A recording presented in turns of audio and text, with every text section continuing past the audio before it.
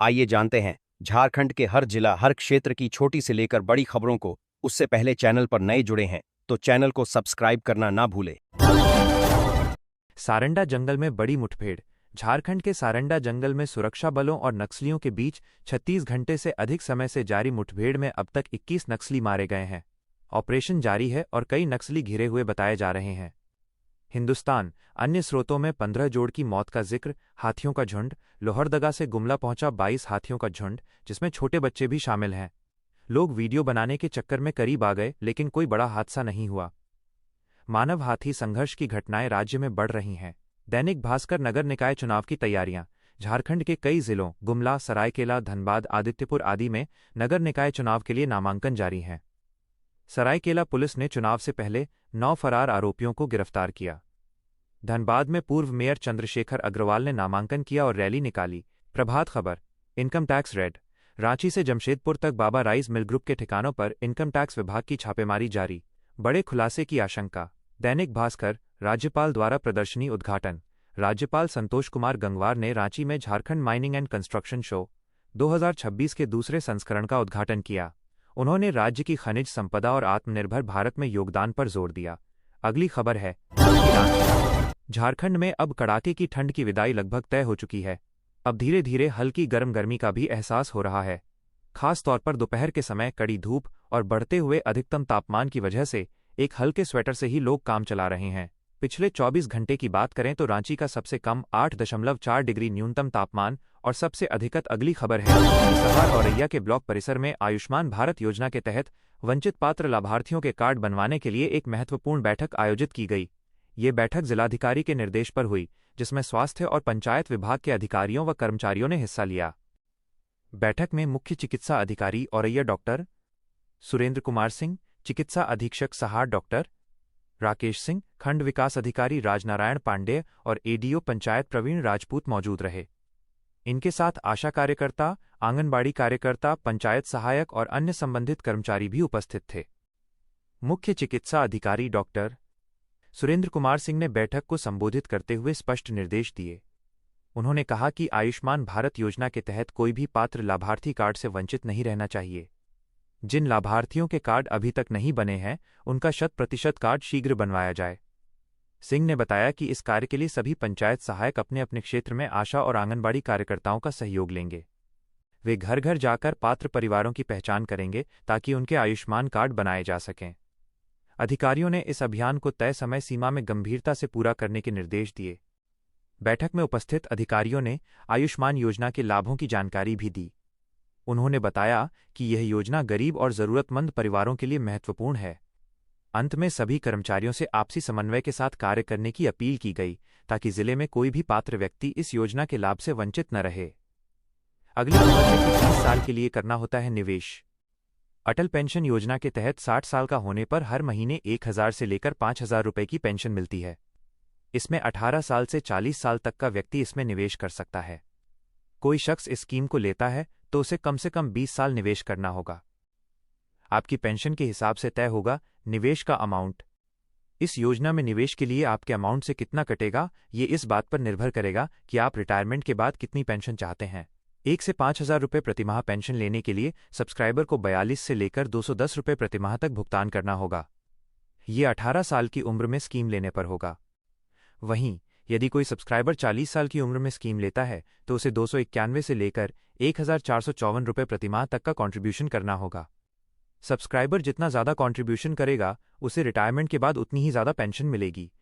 अगली खबर है कि सारणी जिले के अस्पतालों को कैशलेस बीमा स्कीम में शामिल करने को लेकर मप्र विद्युत उत्पादन कर्मचारी संघ सारणी के प्रतिनिधि मंडल द्वारा मुख्य अभियंता एस.के. लिल्होरे को ज्ञापन दिया। संगठन के अध्यक्ष लाखन चौधरी ने बताया, जनरेटिंग कंपनी द्वारा कैशलेस बीमा योजना लागू की गई है, जिससे बैतूल जिले में निवास करने वाले लोगों को इलाज की सुविधा इसी जिले के अस्पतालों में मिल सकती है। इसके लिए मुख्य अभियंता एचआरए जबलपुर को बैतूल के अस्पताल भी चिन्हित सूची में जुड़वाने की मांग की है। इस योजना में लगभग 550 स्थायी एवं लगभग 1000 पेंशनर इस योजना से जुड़े हुए हैं। बैतूल के अस्पतालों को जोड़े जाने से सभी कार्मिक अपने परिवार का एवं स्वयं का इलाज कर सकेगा।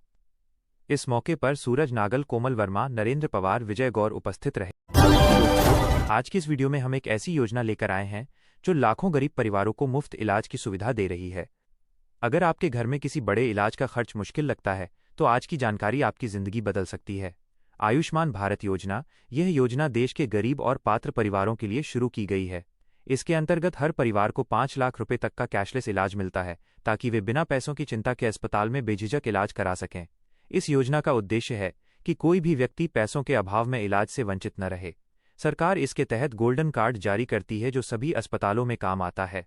यदि आप अभी तक इस योजना से नहीं जुड़े हैं, तो आपको बस अपने गांव के नज़दीकी ई-मित्र केंद्र या आयुष्मान केंद्र पर जाकर आयुष्मान कार्ड बनवाना है। एक बार कार्ड बन जाने के बाद आपको इलाज की सुविधा सीधे अस्पताल में मिलती रहेगी। और अगर आप चाहते हैं कि मैं इस योजना की पूरी जानकारी आपको दूं, तो कमेंट में आयुष्मान भारत लिखकर बताइए। सारी जानकारी आपके हाथों दे दी जाएगी। अगली खबर है कि महाराष्ट्र एआईएमआईएम अध्यक्ष इम्तियाज जलील के बयान पर शिवसेना यूबीटी नेता आनंद दुबे ने कहा, इस देश में हरा और भगवा दोनों रंग हमारे तिरंगे में शामिल हैं। ये लोग एआईएमआईएम महाराष्ट्र को हरे रंग से ढकना चाहते हैं और शिवसेना हमेशा से इसका विरोध करती रही है। भाजपा इन्हें बढ़ावा देती है, क्योंकि भाजपा चाहती है कि ये एआईएमआईएम लोग जहर उगलें। शिवसेना एक राष्ट्रवादी पार्टी है। इम्तियाज जलील और एआईएमआईएम के लोगों की सोच बहुत ही संकीर्ण है। हम इसका विरोध करते हैं। अगली खबर है कि सीएम रेखा ने कहा कि दिल्ली में रैपिड रेल ट्रांसपोर्टेशन की तैयारी हो चुकी है। अब हमें दिल्ली में रैपिड रेल की सुविधा मिलेगी। दिल्ली में टीडीसी में फ्री चलने के लिए महिलाओं और ट्रांसजेंडर को पिंक कार्ड दिया जाएगा। दिल्ली की बात जब हम करते हैं, तो दिल्ली की जनता के मन में सेफ सिटी का ख्याल आता है। अगली खबर है कि आरजेडी नेता तेजस्वी यादव को आरजेडी का कार्यकारी अध्यक्ष नियुक्त किए जाने पर आरजेडी नेता मीसा भारती ने कहा कि मैं उन्हें बधाई देती हूं। ये पार्टी और बिहार की जनता के लिए खुशी की बात है। आरजेडी को अब एक अध्यक्ष और एक कार्यकारी अध्यक्ष मिल गए हैं। हम उनके नेतृत्व में काम करेंगे। बैठक में इन सभी बातों पर चर्चा हुई। तेजस्वी को एक बड़ी जिम्मेदारी सौंपी गई है। अगली खबर है कि समाजवादी पार्टी की सांसद डिंपल यादव ने कहा, काशी के मणिकर्णिका घाट पर तोड़फोड़ के वीडियो सामने आए थे, जिन्हें इन लोगों भाजपा ने एआई से बनाए जाने का दावा किया था। वहां अहिल्याबाई होल करके मंदिर समेत कई मंदिर ध्वस्त कर दिए गए। करीब 300 से अधिक मूर्तियां तोड़ दी गईं। ये सरकार पाखंड और नाटकबाजी में लिप्त है। स्पीकर राशिद अल्वी के बयान पर कांग्रेस सांसद तारिक अनवर ने कहा, शकील, कांग्रेस के पूर्व नेता डॉक्टर शकील अहमद और अल्वी कांग्रेस पार्टी के वरिष्ठ नेता रहे हैं। अगर उन्हें कोई गलतफहमी या संवाद में कोई कमी है, तो उसे दूर किया जाना चाहिए। पार्टी को भी इस पर ध्यान देना चाहिए। अगली खबर है कि उत्तराखंड के हरिद्वार में बैरागी द्वीप में गायत्री परिवार द्वारा शताब्दी वर्ष समारोह 2026 के समापन समारोह में उत्तराखंड के राज्यपाल गुरमीत सिंह ने कहा, यह समापन समारोह नहीं, बल्कि एक नए युग की शुरुआत है। आज के दिन हमने अपने विकसित भारत 2047 के लक्ष्य के प्रति प्रतिबद्ध रहने का संकल्प लिया है। अगली खबर है कि वडोदरा रॉयल चैलेंजर्स बेंगलुरु ने विमेंस प्रीमियर लीग 2026 के फाइनल में जगह बना ली है। यूपी वॉरियर्स के खिलाफ सीजन के 18वें मैच में आरसीबी को 8 विकेट से जीत मिली। इस जीत के साथ 8 मैचों में टीम के 12 पॉइंट हो गए। अन्य कोई टीम 10 पॉइंट को पार नहीं कर पाएगी। इस लीग में टेबल टॉप टीम सीधे फाइनल में पहुंचती है। वहीं 7वें मैच में 5वीं हार के साथ यूपी के प्लेऑफ में जाने की उम्मीद लगभग खत्म हो गई है। यूपी ने पहले बैटिंग करते हुए इस मुकाबले में 8 विकेट पर 143 रन बनाए।